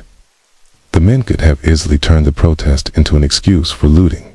They did not win. It was over. The harbor resembled a great swirling cauldron filled with torches and soaking tea leaves. The smell of the sea mixed with the sharp tang of smashed tea, filling the night air with a strange, bittersweet scent. The work was done silently. The men disappeared into the night, vanishing into the alleys and back streets of Boston. They left behind no names, no leaders, no claims to family. The unmistakable mark of revolution as the last broken crates bobbed in the dark water. Boston stood still, almost holding its breath. The Boston Tea Party wasn't a riot, a brawl, or a drunken spectacle. It was something far rarer. An act of cold, deliberate defiance, carried out under the cloak of night. The harbor was transformed into a giant, swirling teapot. Thousands of pounds of East India Company tea floated in great mats on the water, staining it black. Some colonists curious and rebellious, scooped handfuls, tased soaked leaves from the harbor, only to be chastised by the Sons of Liberty. Patrolling the docks, nothing was to be salvaged. No one would profit from this night's work. This was principle, pure and simple. The town woke the next morning to the smell of salty tea hanging heavy in the air. News spread like wildfire, word-of-mouth letters, broadsheets. By midday, everyone from apprentices to merchants knew what had happened, and opinions split fast among patriots. There was pride, a fierce, swelling pride, that ordinary men had stood up to the mightiest empire in the world and struck a blow for liberty. Among loyalists and moderatista was horror, too. Them, the destruction of property was reckless, dangerous. Had the colonies crossed a line, they couldn't walk back from Governor Thomas Hutchinson raged in his mansion, furious, not only at the destruction, but at the message it sent of the king's authority. Could be defied so brazenly in Boston. Where else might rebellion spark? British officials were stunned. They had expected protests, boycotts, made men of the riot, like those that had broken out over the Stamp Act. They hadn't expected organized discipline at Divocina to calmly destroy tens of thousands of pounds of royal property without so much as breaking a window. The ship's captains, the Dartmouth, the Iolani, the Beaver, could only watch helplessly as their cargo disappeared beneath the waves. In the official ledgers, the night's loss would be tallied at over 10 pounds.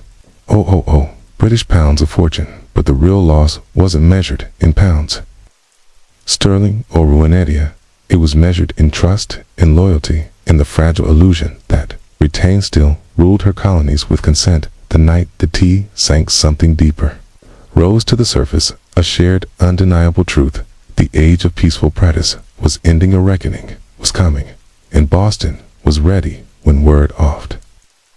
Boston Tea Party crossed the Atlantic and reached London. The reaction was swift and furious to British officials. It was not simply a protest, it was rebellion, an open, mocking challenge to royal authority that could not be ignored. King George III, upon hearing the news, was said to have grown cold with anger. Parliament, already frustrated by years of colonial disobedience, exploded in outrage. They demanded punishment, not just for the city of Boston, but as a warning to all the American colonies. The result was a series of laws so harshly were quickly nicknamed the Intolerable Acts in America. The first blow came swiftly. The Boston Port Act, in one brutal stroke. Parliament ordered the closure of Boston's bustling harbor, the economic lifeline of the city, until the destroyed idea was paid for and order restored. Ships could no longer enter or leave. Trade vanished.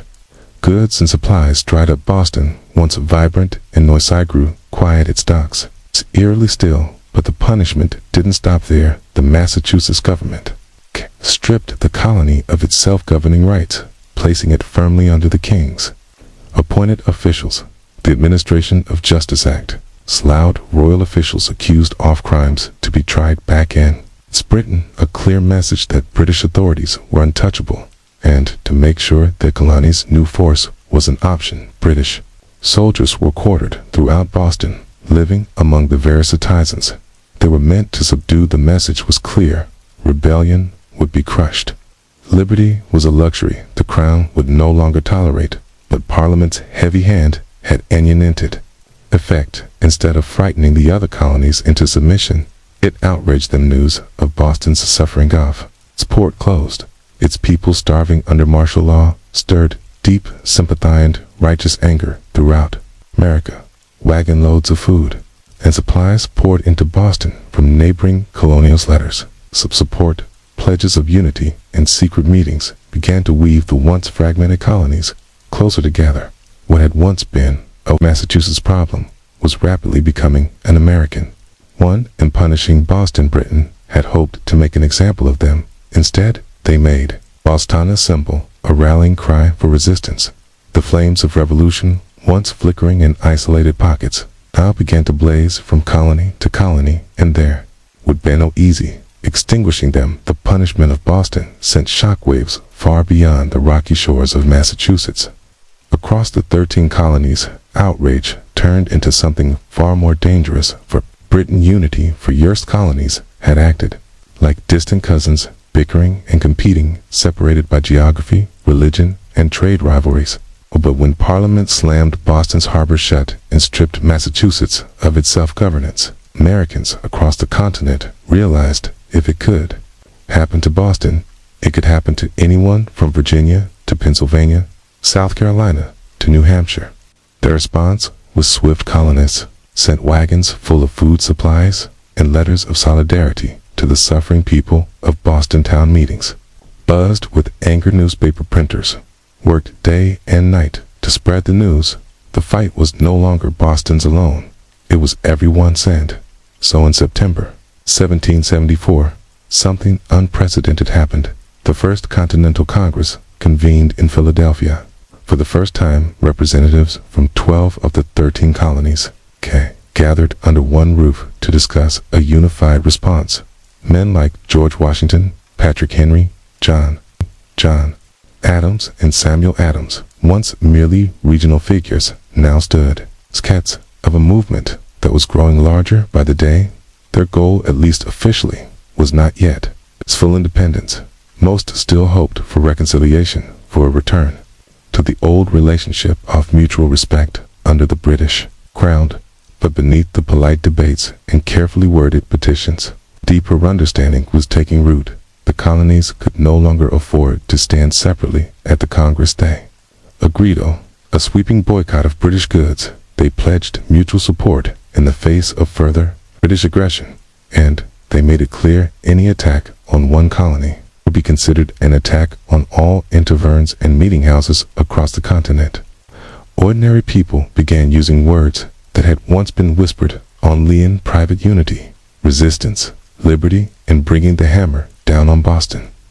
Britain had imagined it would crush rebellion. Instead, it had welded the coloniastigar into something far more dangerous, a people who, despite their differences, were beginning to think of themselves not as scattered provinces, but as Americans. The winds of revolution were no longer just stirring. They were gathering into a storm, and it was too late for Britain to stop it. The ninth tea sank into Boston Harbor. It wasn't just crates that were destroyed. It was the illusion, that the American colonies could remain loyal subjects forever.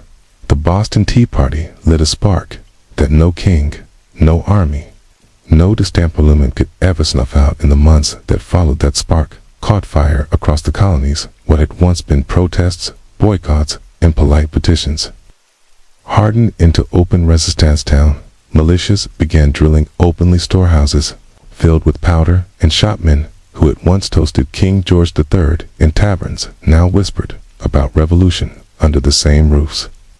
Boston becoming a symbol of sacrifice, battered but unbowed.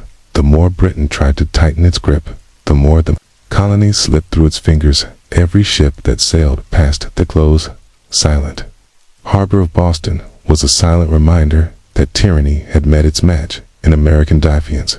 When its Parliament passed the intolerable acts, they intended to make an example out of Boston to scare the other colonies into submission. Instead, they had created a martyr city, a rallying cry from Georgia to New Hampshire. Colonists realized that their fates were tied together. Resistance was no longer about tea. It was about survival, identity, freedom. By the spring of 1775, the tension reached a boiling point outside Boston in the villages of Lexington and Concord. British troops sent to confiscate colonial weapons instead found armed farmers, ordinary men, ready to defend their rights with musket fire. The first shots of the American Revolution rang out, a direct line traced back to the moment when men chose principle over profit and dumped a fortune's worth of tea into the harbor. The Boston Tea Party showed the world that revolution doesn't always announce itself with trumpets and banners.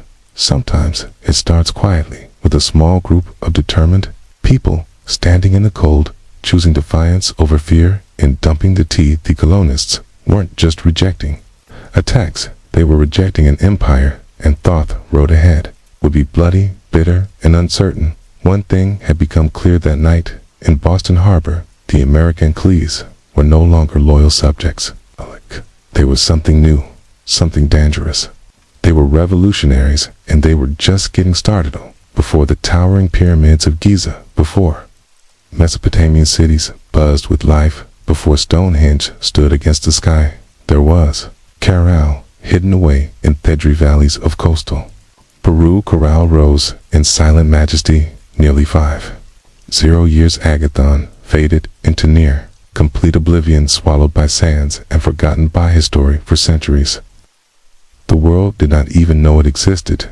The super valley where Caral once thrived seems at first glance an unlikely place for civilization to bloom. The landscape is parched bare on the river, little more than a thin silver thread winding through rocks and dust to most eyes. It looked inhospitable, a place abandoned by life. Yet it was here, amid the desolation, one of humanity's earliest great cities took shape. Caral wasn't just a collection of scattered huts or a temporary trading post. It was a planned city, sprawling over 150 acres, filled with pyramids, plazas, residential quarters, and ceremonial spaces. It had scale, purpose, and vision, a complex society blossoming centuries before the Egyptians began stacking stones into pyramids of their own. The people of Caral achieved this, without the will, without written language, without metal tools. They built massive structures from stone and earth with nothing but ingenuity, communal effort, and the raw power of human will. Yet, for thousands of years, Caral's existence remained a secret, even when travelers stumbled across the strange, weathered mounds scattered across the valley. They mistook them for natural formations, mere hills sculpted by the desert winds. No one imagined that beneath the sand lay one of the oldest cities in the world, predating even the civilizations that history books had crowned as the firsts. It wasn't until the late 20th century that archaeologists, led by Ruth Shady, uncovered the truth.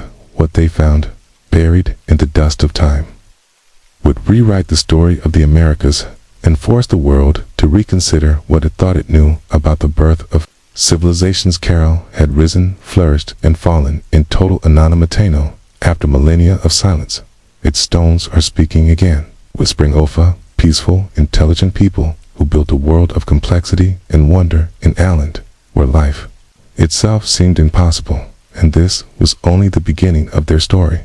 At first glance, the sub-valley looks like a place where life should struggle to exist. Harsh winds sweep across endless stretches of sand and stone. The sun beats down, merciless, littering out the earth, baking the landscape into cracked, brittle sheets. Water is scarce, the river a meandering thread, fighting for survival to the untrained eye. It is a wasteland, barren, empty, forgotten by the gods. But the people of Caral saw something different. They did not see a desert to be feared. They saw a canvas to be shaped. They recognized the river, our modest lifeblood of possibility. And so, with patience, ingenuity, and sheer determination, they turned this unforgiving place into a thriving oasis of life and culture. Their first victory was agriculture. They learned to tame the rivers, seasonal floods, building simple but brilliant irrigation systems that channeled water across the valley floor where others saw sand and dust. They coaxed green shoots of hope, cotton beans, squash, guava, sweet potatoes. Cotton in particular became their treasure. It was spun into fishing nets and textiles, fueling Queda trade with coastal villages and creating bonds that stretched far beyond their desert home. But growing crops wasn't part of their mastery. The people of Caral understood that survival in the desert required balance. They worked with nature, not against it. They built their homes and plazas from stone and earth designed to withstand both scorching heat and the rare punishing rains that occasionally swept through the valley. Studied the stars and seasons, planning their harvests with the precision of mysterious astronomers. Trade became the veins and arteries of Caral's economy. Dried fish, cotton fruits, and handmade goods flowed up and down the coasting exchange. Caral received exotic goods, colorful shells from the Pacific, rare stones from the Andes, ideas from distant peoples. They were not isolated. they were connected. In a land where survival seemed impossible, Carol thrived through intelligence, innovation, and community. They didn't conquer the desert with brute force. They partnered with it, learning its rhythms, respecting its power, building a society that was not just functional. It was extraordinary against the odds. Carol blossomed into a beacon of civilization, and it was only beginning to rising out of the desert like ancient guardians. The pyramids of Kara defy everything we thought we knew about early civilization in the Americastes were not small, crude structures built by primitive hands. They were massive, deliberate works of architecture created by a people with vision, organization, and ambition. The centerpiece of the City West Pyramid, there the largest of Kara's monumental structures, it stretched more than 450 feet in length and towered nearly 60 feet above the desert floor. A feat of engineering on par with the early wonders of the ancient world, built from stone, mud, and woven reed bags filled with rocks. The pyramid was designed not just to endure the harsh climate, but to withstand the punishing earthquakes that occasionally rattled the region and endured it, standing silent against wind and time for nearly 5 millennia. But the pyramids of Kara were not tombs, unlike the massive burial complexes of Egypt. Kara's pyramids served a different purpose. They were centers of ceremony power.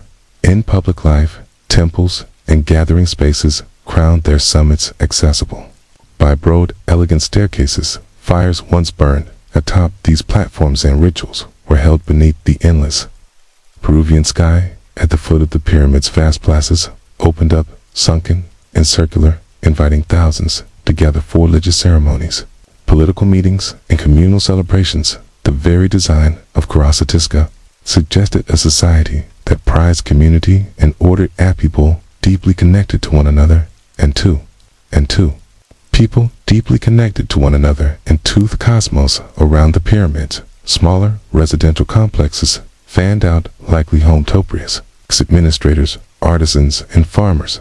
The pyramids themselves seemed to have been strategically placed aligned with celestial events, sunrises, solstices, the cycles of the stars.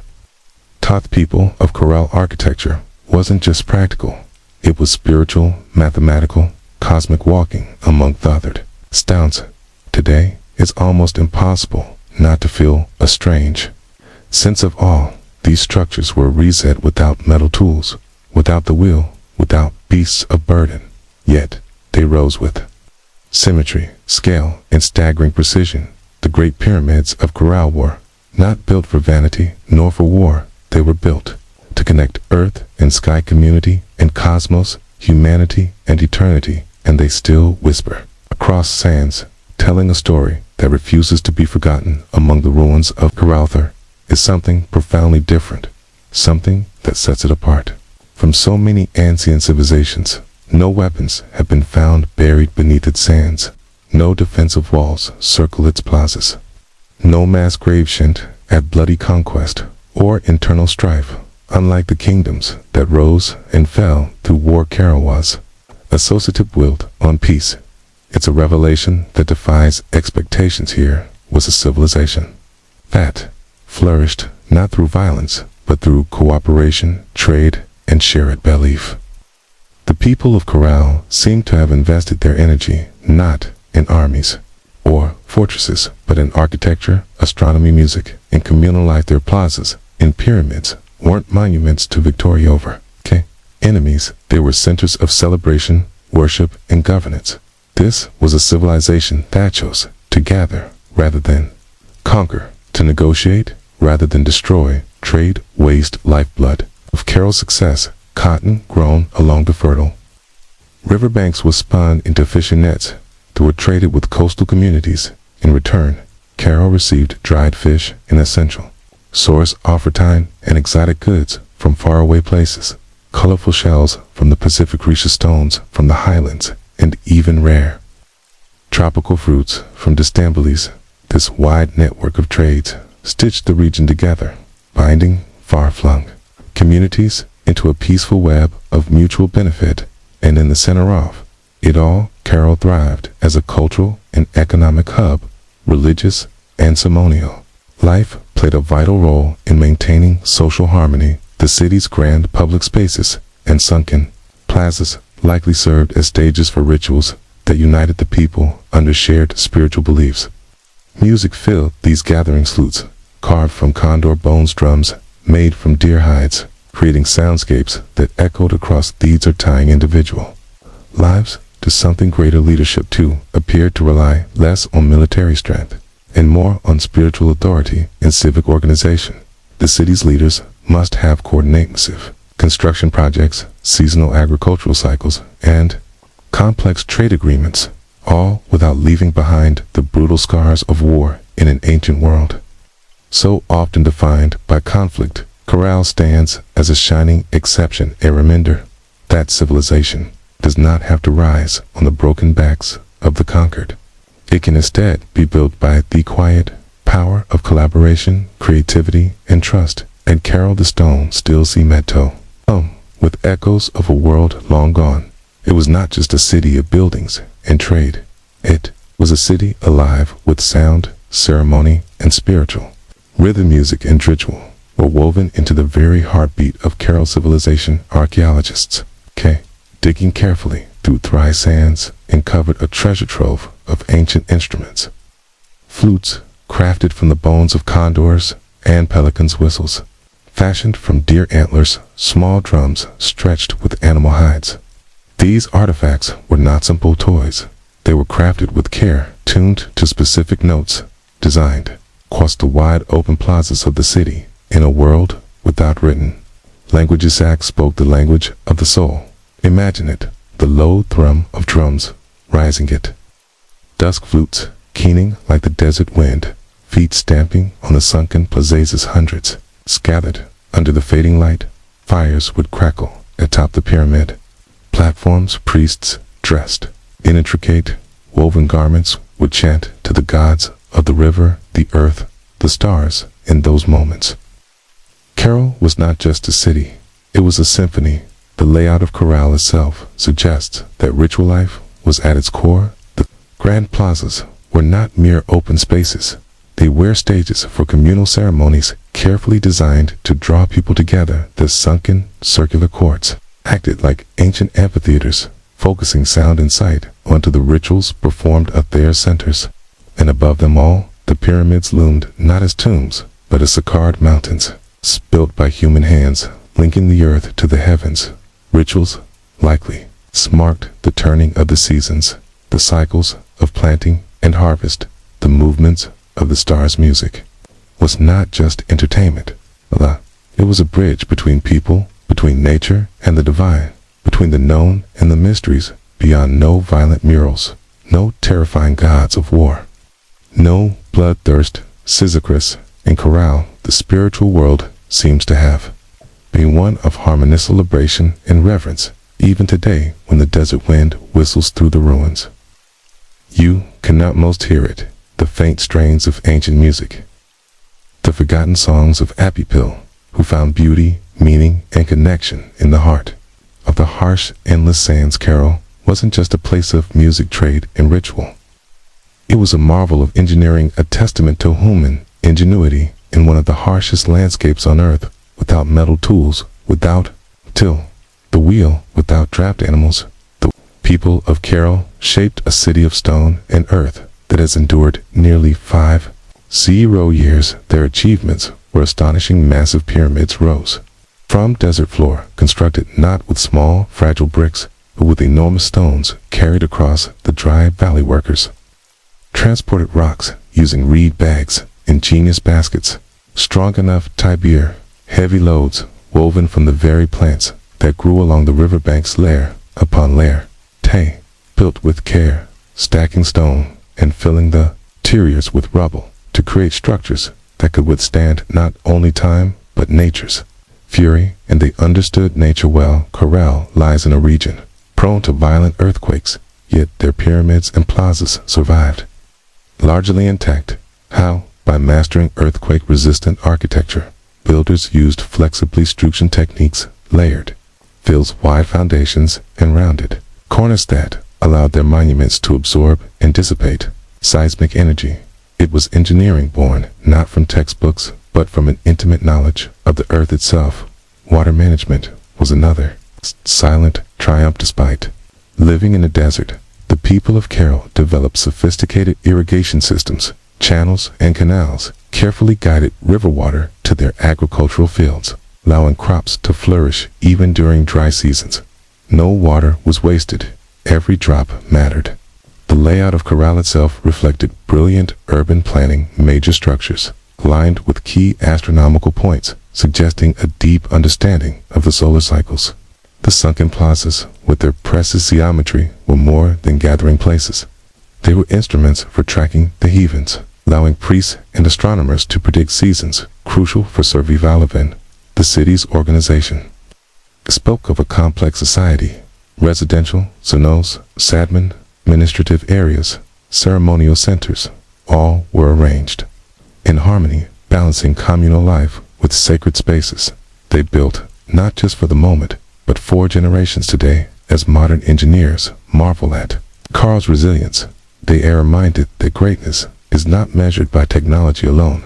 Sometimes the deepest wisdom lies in understanding the forces of nature, in working with the land, not against it. Corral's stones, ventured storms, quakes, and the erosion of time itself, they stand as a silent testament to a civilization that engineered their dreams into the desert sands for centuries. The city of Carl flourished, a beacon of peace, music trade, and architectural mastery in the desert sands. And then, quietly, almost without a trace, it was abandoned. No fires marked its fall, no signs of conquest scar its walls, no mass graves or shattered monuments tell a story of sudden disaster. Instead, Corral simply faded. Its places emptied, its pyramids left to the drifting sands, its flutes and drums silenced by time. Why did they leave that? Question still lingers like a ghost across the Super Valley. Some scholars believe that environmental change struck the final blow. Evidence suggests that a long period of drought may have crippled Corral's agriculture. Without the river's life-giving waters, the fields would have withered. Trade networks, dependent on surplus cotton and food, would have faltered. The careful balance Corral had maintained with its harsh environment may have finally tipped beyond repair. The theories point to shifting trade routes as neighboring cultures grew and new centers of power emerged along the coast and inland. Carroll's influence might have diminished. Perhaps the goods they unsupplied, cotton, fish produce, were no longer enough to sustain their role as a dominant city. Slowly, the lifeblood of commerce drained away. Still others whisper of internal decline. Without written records, we can only imagine political struggles, religious upheaval, or simple exhaustion after centuries of growth. Even peaceful societies can fracture under pressure when survival becomes uncertain. Whatever the cause, the departure seems to have been gradual, not sudden. Families likely drifted away, one by one, seeking more fertile valleys, stronger rivers, new beginnings. Children who once ran across Corral's plazas grew up telling stories of a lost city behind them, stories that would eventually fade into legend. The desert reclaimed what humans had built. Winds carried fine sand over stone temples. Flutes lay buried beneath shifting dunes.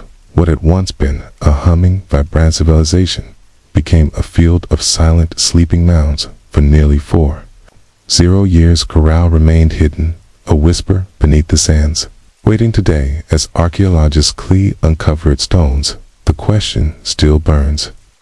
How does a city so advanced, so beautifully crafted, simply vanish? Perhaps the truth is that even the greatest civilizations, no matter how wise or peaceful, are still fragile threads woven into the tapestry of time. Forever, it's vulnerable to the unseen forces of change. For millennia, Carroll lay forgotten, buried beneath the silent sands of the Super Valley. Travelers passed the strange, rounded hills that dotted the landscape, never suspecting that beneath their feet lay the ruins of a civilization older than the pyramids of Egypt. To them, these were just natural formations, mounds shaped by the wind and time. It wasn't until the late 20th century that the world would finally hear. Carol's voice again. In the 1990 Peruvian archaeologist Ruth Shady led a team into the Soup Valley, driven by curiosity and a growing sense that these hills might hold secrets no one had yet uncovered. What they found would rewrite the story of human civilization in the Americas. Layer by painstaking layer, sand was brushed away beneath it. Emerged walls of carefully cut stone, oases, sunken plazas, pyramids, a city far older than anyone could have imagined. Radio bond dating confirmed the unbelievable corral was over 600 years old, thriving at the same time as the earliest civilizations in Mesopotamia and Egypt. It was a discovery that shook foundations of archaeology before. Carol scholars believed that civilization in the Americas developed much later, shadowed by the great empires of the Old World. Crawl changed everything. It proved that the Americas had birthed monumental architecture, complex urban life, and social organization independently long before the rise of the Incas or the Mayor. Ruth Shady and her team found not just stone and rubble, but the remnants of life, musical instruments, fishing nets, textiles, ancient knot records, and even offerings made to the gods. Each artifact told the story of a people who had built a society with vision, intelligence, and profound creative. Carol's rediscovery was more than an academic triumph. It was a resurrection, a civilization that had slept beneath the desert for thousands of years now stood revealed under the Theopan sky. Once more, its plazas, kissed by the same winds that had once carried these sounds of flutes and the laughter of children. Today, Carol is recognized as UNESCO World Heritage Site, fragile, priceless link to humanity's early streams of building, belonging, and believing. The sands had hidden corral well, but in the end, the stones and the rod waiting for someone to listen, to see, to remember. Carol stands today as a silent chant, a reminder that civilization's roots stretch far deeper than we once believed. Among its pyramids and plazas, ancient stones whisper a story that reshapes our understanding of humanity's journey. A story not of conquest and bloodshed, but of harmony, ingenuity, and hope. Long before the towering empires of Greece, Rome, or even Egypt, the people of Corral were building, some of them trendy. They raised pyramids without the wheel. They mapped the stars without written records. They created a thriving society rooted in trade, music, ritual, and engineering, all without leaving scars offer upon the land. In an era often defined by conflict, Corral offers another vision of what civilization can be: a society that valued connection over conquest, knowledge over domination. It reminds us that complexity does not require violence, that greatness is not measured by how many armies march across a battlefield, but by how a community comes together to build, to create, to dream. Carol's legacy reaches far beyond the dry sands of the Soup Valley. It challenges old assumptions that civilization had a single cradle, that urban life and monumental architecture belonged first to the old world. Carol proves that humanity's spirit of innovation and aspiration arose independently in many corners of the earth, shaped by different hands, but driven by the same eternal desires to wonder, to celebrate, to reach toward the divine. Today, it's walking among Corral's weathered ruins. You can almost hear it, the pulse of drums, the low hum of flutes, its murmur of traders bargaining in the plazas, the laughter of children racing through stone alleys under a sky of endless stars. Their lives, their dreams, their stories are still with us. Echidento, the bones of the earth. Carol teaches us that even when civilizations fall, their spirit can endure. Sleeping under sands, waiting to be remembered, waiting to inspire again in the great tumult of human history. Corral shines not just as a relic of the past, but as a beacon for the future, a reminder that even in the harshest deserts, even under the heaviest sands, the seeds of wonder, wisdom, and peace can take root and build a world that reaches for the stars.